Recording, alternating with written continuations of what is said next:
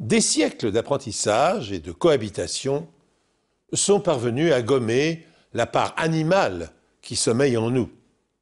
Ainsi, la plupart du temps, vivons-nous en bonne intelligence avec ceux qui nous entourent. Et au même titre que le rire et la parole, l'empathie et la bienveillance sont des traits distinctifs de l'humanité. Néanmoins, refusant de se plier aux normes, un certain nombre d'individus érigent leurs propres lois et s'adonnent au crime, plongeant dans le malheur des familles innocentes. En 1997, Escaline de Borde s'installe dans un quartier résidentiel de Knoxville, dans le Tennessee. Elle habite à quelques rues de sa fille et de son petit-fils. Elle a emménagé à Knoxville quand je suis tombée enceinte, pour être près de moi. Elle aimait être avec ses enfants. Le taux de criminalité dans ce quartier était alors quasiment nul. De tous les secteurs du comté de Knox, je pense que tout le monde aurait été d'accord pour dire que cet endroit était l'un des plus sûrs. Il n'y a que des familles dans le quartier. Beaucoup d'enfants, de beaux jardins, de jolies palissades. La belle vie à l'américaine par excellence. Escaline travaillait chez elle. Elle tapait des transcriptions médicales sur ordinateur pour l'Université du Kentucky. Elle consacrait tout son temps libre à sa famille. Ma mère et mon fils se voyaient tous les jours. Et ils se parlaient souvent au téléphone. Il lui manquait tout le temps. Elle faisait toute la route jusque chez moi à pied et elle me disait « J'ai besoin de ma dose de petit-fils. J'ai besoin d'être avec lui. » Le 20 août 2001, en fin d'après-midi, Lise s'aperçoit que sa mère ne s'est pas manifestée depuis leur dernière conversation dans la matinée. Elle avait l'habitude de m'appeler vers 17h, 17h30. Quand elle n'était pas chez moi, elle m'appelait juste avant le dîner, entre 17h et 17h30. Comme j'étais toujours sans nouvelles d'elle vers 18h30, j'ai commencé à m'inquiéter. Elle compose le numéro d'Escaline, mais personne ne décroche et le répondeur ne s'enclenche pas non plus. J'ai pris ma voiture et je suis allée chez elle. La porte était fermée à clé et les volets étaient clos. C'était d'autant plus étonnant que ma mère adorait la lumière. Alors j'ai ouvert la porte avec ma clé et c'est là que je l'ai trouvée étendue par terre. Sa mère, Escaline, a été assassinée.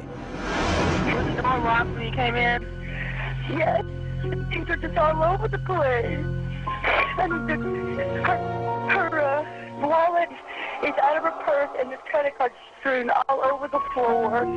There's like, they've gone through things. The phone was unplugged down here. Oh, Mama, so sad. La maison a été mise à sac. Le portefeuille d'Escaline est vide. Certaines de ses cartes de crédit sont éparpillées sur la moquette, mais la plupart d'entre elles ont été dérobées. Il a pris tout ce qu'il y avait dans le portefeuille, puis il a soigneusement examiné chaque morceau de papier et a fini par trouver les codes des cartes de crédit. Les enquêteurs ne remarquent aucun signe d'effraction. Cela peut signifier qu'elle connaissait cette personne ou qu'elle a été prise par surprise devant son domicile et elle a ouvert la porte à son agresseur. Nous n'étions sûrs de rien. À première vue, c'était quelqu'un qu'elle connaissait, étant donné qu'il n'y avait pas de traces d'effraction. Mais la fille d'Escaline est sceptique. C'était une personne très réservée, très calme et facile à vivre.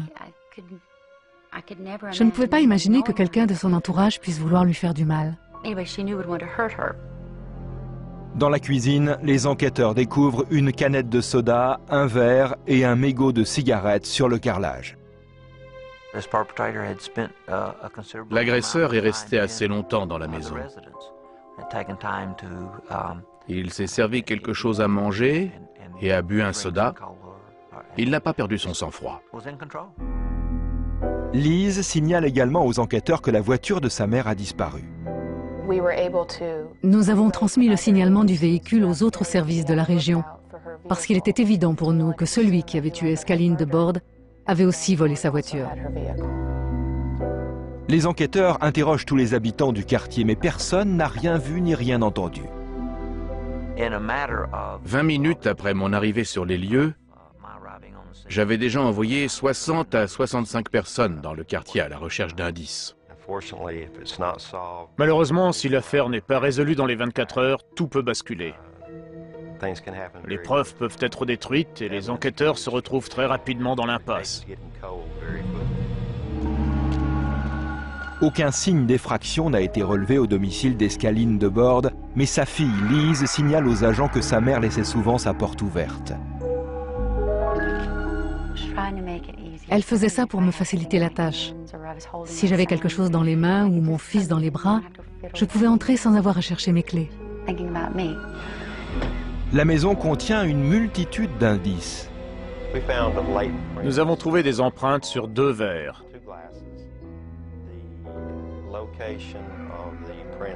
L'emplacement des empreintes indiquait que quelqu'un avait tenu ces verres par le bord pour les apporter à cet endroit.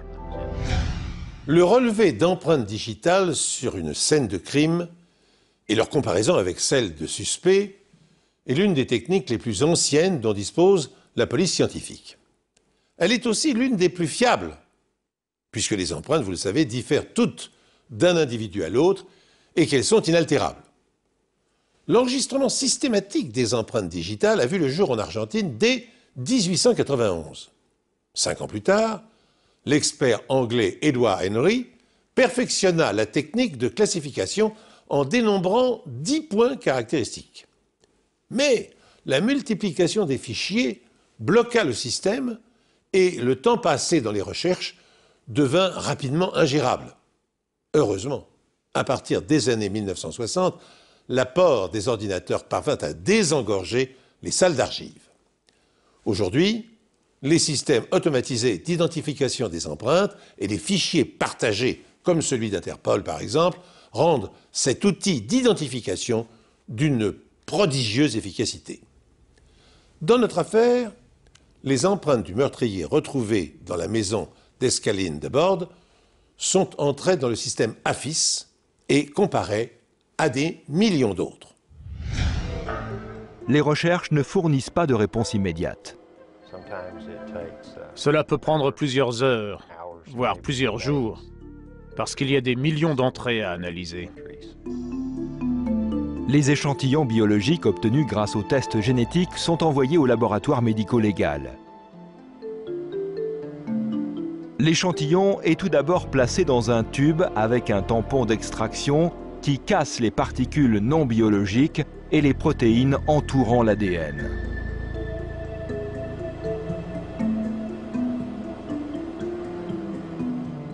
Puis, les experts ajoutent du phénol chloroforme afin de figer l'ADN. Celui-ci est ensuite soumis à une analyse PCR. On est alors censé obtenir le profil génétique du tueur. Les informaticiens de la criminalistique étudient ensuite l'ordinateur d'Escaline et grâce au processeur central de son employeur, ils découvrent un élément crucial. En étudiant l'ordinateur d'Escaline, nous nous sommes aperçus qu'elle avait envoyé un email à 12h21 le jour de sa mort.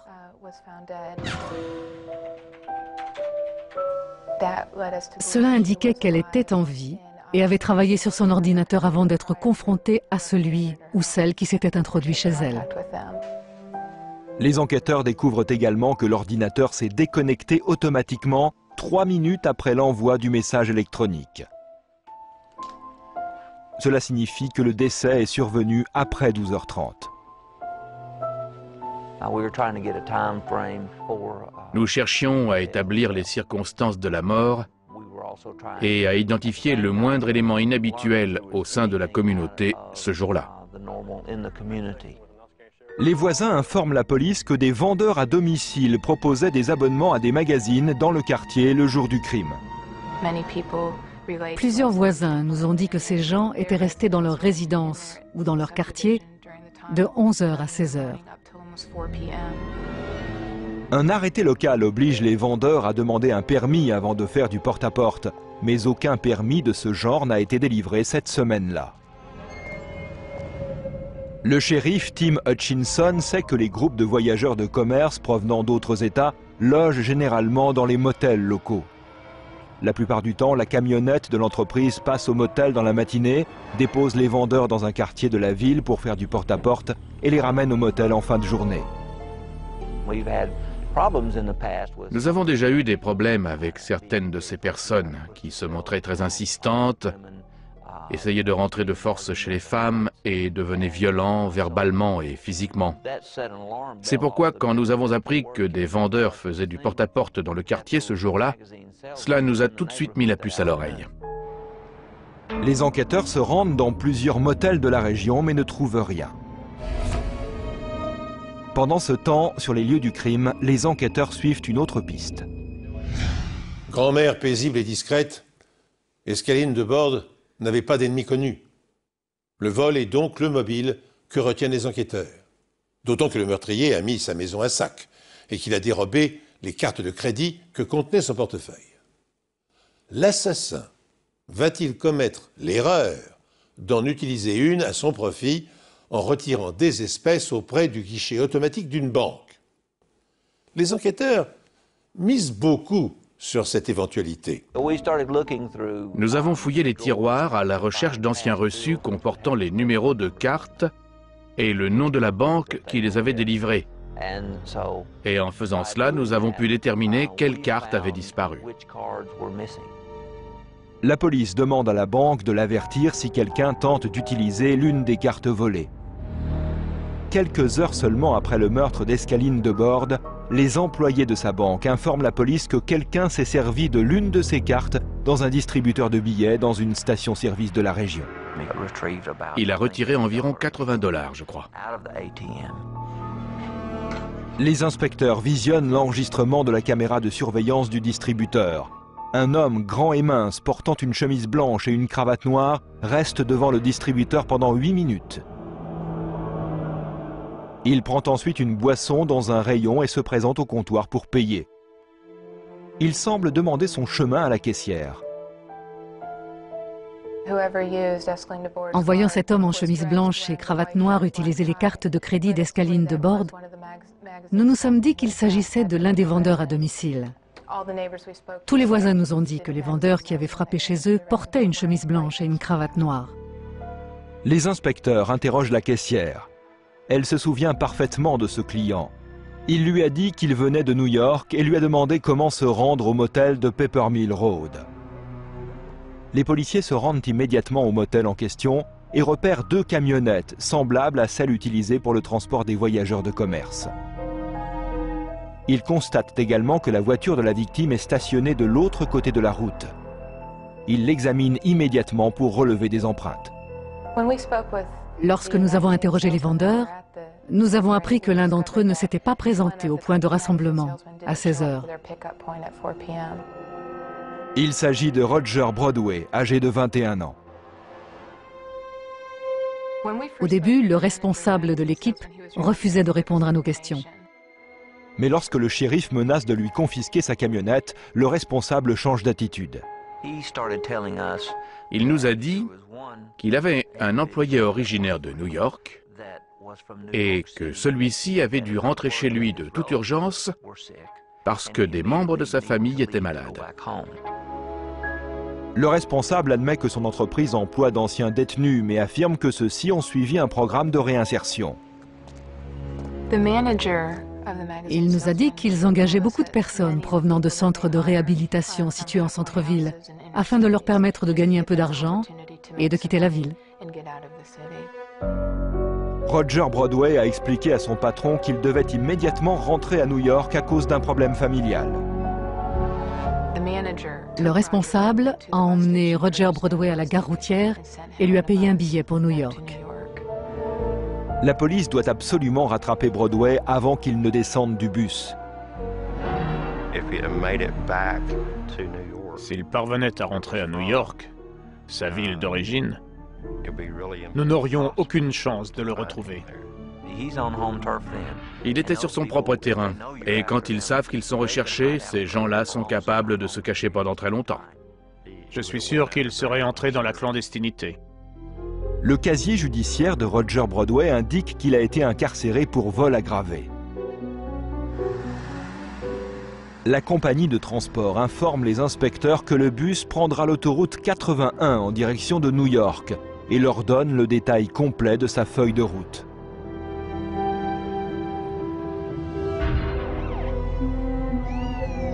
Les adjoints du shérif parviennent à rattraper le bus censé transporter Roger Broadway sur l'autoroute 81 en Virginie. Après avoir arrêté le véhicule, les officiers montent à bord et Roger Broadway se rend sans opposer de résistance. Dans ses bagages, les enquêteurs découvrent des vêtements tachés de sang, la bague de fiançailles d'Escaline de Borde, ainsi que les clés de voiture de cette dernière.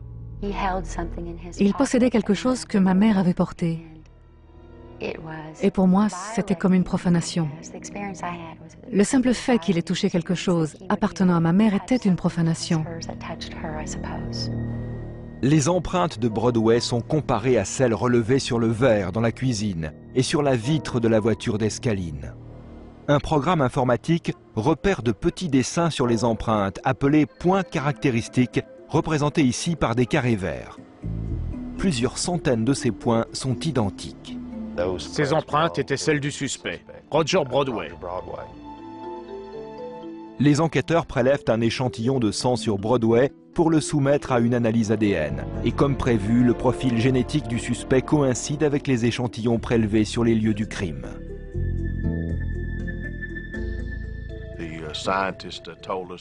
Les scientifiques nous ont affirmé que la probabilité d'erreur était de 1 sur plusieurs milliards.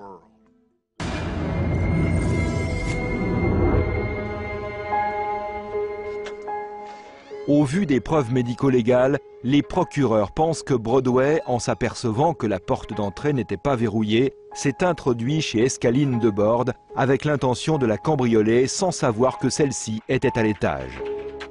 Escaline travaille sur son ordinateur et envoie son dernier email à 12h21. 3 minutes plus tard, l'ordinateur se déconnecte automatiquement. C'est alors qu'Escaline entend du bruit et descend voir ce qu'il se passe.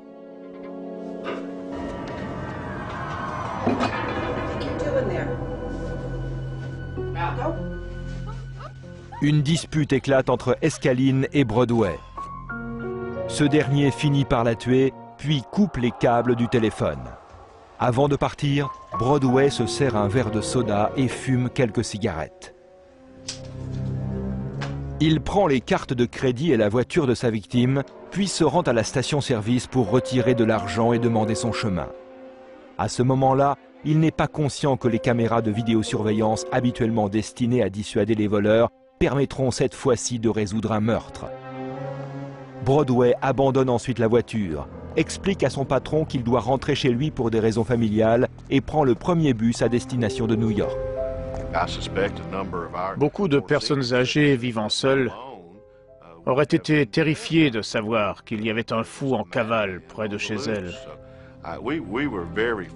Heureusement, nous avons pu éviter cette vague de panique et n'avons donc pas eu à rassurer la population. L'accumulation des preuves médico-légales retenues à charge contre Roger Broadway dissipe le moindre doute. Empreinte digitale, signature ADN, image de lui captée par la caméra de vidéosurveillance du guichet bancaire, utilisation de la voiture de la victime, objet lui appartenant retrouvé dans ses affaires, tentative de fuite. Ah, s'il l'avait souhaité, Broadway n'aurait pas pu fournir à la police plus de preuves matérielles de sa culpabilité. C'est pourquoi, confronté à l'évidence, il plaide coupable de meurtre au premier degré et de vol aggravé. Ce choix lui épargne la peine capitale, mais le condamne à la réclusion à perpétuité sans possibilité de libération conditionnelle. Roger Broadway n'a exprimé aucun regret. À mon avis, il a reçu la peine qu'il méritait. J'espère qu'il passera le reste de sa vie à réfléchir à ce qu'il a fait.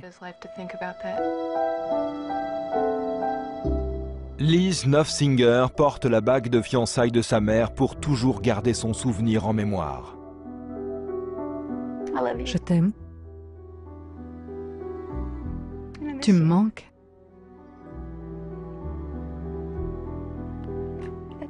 Voilà ce que je voudrais dire à ma mère. J'aimerais tellement que tu sois là.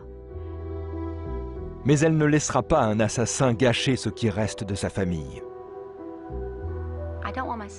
Je ne veux pas que mon fils se souvienne de sa grand-mère de cette façon. Je veux garder en mémoire la manière dont elle vivait, pas la manière dont elle est morte. Les législateurs de l'État du Tennessee ont mis en place un projet de contrôle des entreprises de vente à domicile employant d'anciens détenus. Personne ne savait que ce dangereux criminel travaillait dans le quartier ce jour-là. Nous voudrions faire instaurer une loi obligeant tout individu ayant un casier judiciaire à se manifester auprès des autorités locales à son arrivée. J'aimerais pouvoir jouer un rôle dans la régulation de cette activité, de sorte que lorsque quelqu'un frappe à votre porte, il soit en possession d'autorisations en bonne et due forme et d'une carte d'identification avec photo. Même si ces lois entrent en vigueur, la police conseille aux citoyens de rester extrêmement prudents face aux vendeurs à domicile. Vous ignorez leurs antécédents. Vous ne savez pas de quoi ils sont capables ni quelles sont leurs intentions. Je recommande donc fortement de ne laisser entrer aucun inconnu chez vous. Fermez vos portes à clé, peu importe où vous habitez. Ce quartier est généralement très calme et pourtant quelqu'un y a été assassiné. Une étude informatique médico-légale, des tests ADN, une analyse d'empreintes digitales et une caméra de vidéosurveillance ont permis à la police de résoudre cette affaire moins de 12 heures après le crime.